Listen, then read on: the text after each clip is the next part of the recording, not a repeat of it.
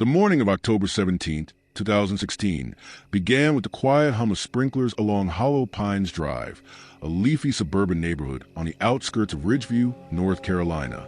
Children rushed to school buses, retirees walked their dogs, and the world spun as if nothing was amiss.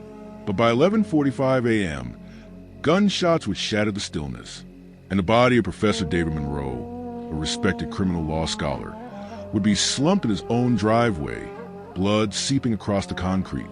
What seemed at first like a random act of violence would unravel into one of the most intricate murder conspiracies the town had ever seen, pulling back the curtain on a family feud, a bitter custody battle, and a mother whose obsession with control would turn deadly. David Monroe had built his reputation as one of Ridgeview University's sharpest legal minds. At 42, he was a published author, a sought-after lecturer, and a frequent guest on national broadcasts analyzing high-profile criminal cases. But behind the accolades, David's personal life was unraveling. His marriage to Rachel Carter, a fellow academic, collapsed after 8 years. Friends described the split as brutal.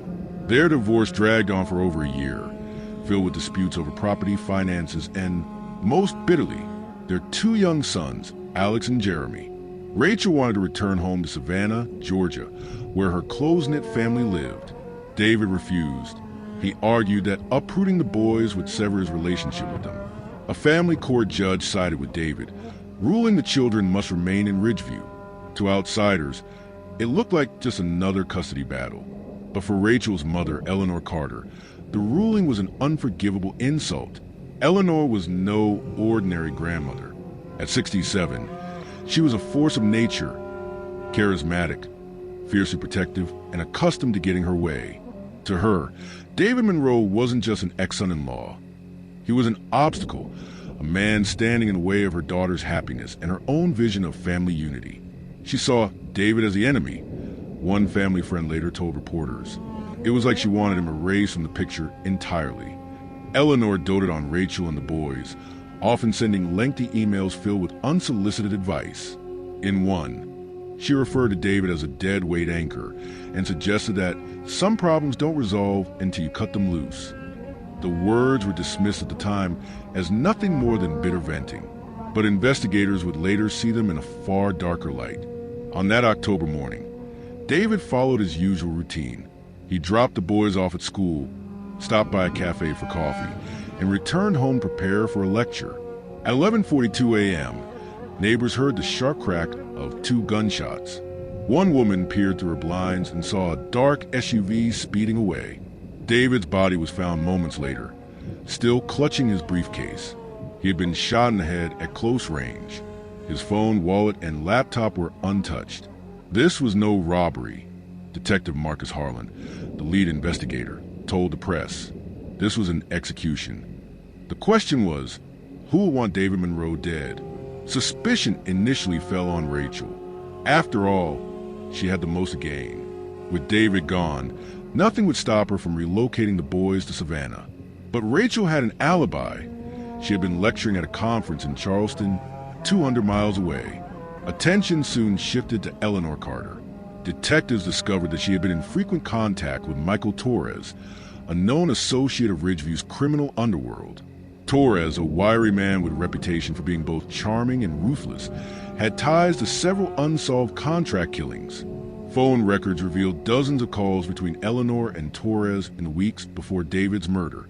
Even more chilling, one recorded voicemail had Eleanor's voice saying, "Remember, this needs to be clean. No mess. I don't want Rachel linked to this." But the most damning twist came from a confidential informant who told police that Eleanor had allegedly offered $100,000 to make David disappear.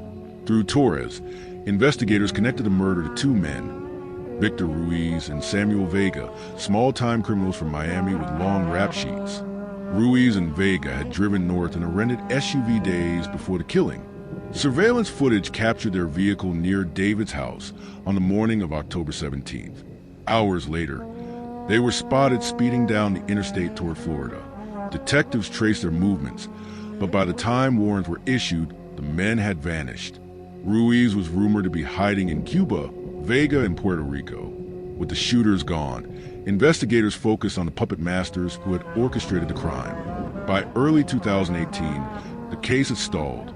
That's when detectives launched a daring undercover sting. An agent posing as a blackmailer approached Eleanor in a grocery store parking lot. He handed her a plain envelope containing a photograph of David's crime scene and a note. Loose ends have a way of talking. $10,000 keeps him quiet. Hidden microphones recorded Eleanor's response. She did not call the police. She did not express shock. Instead, she muttered, "Not here, we'll talk later."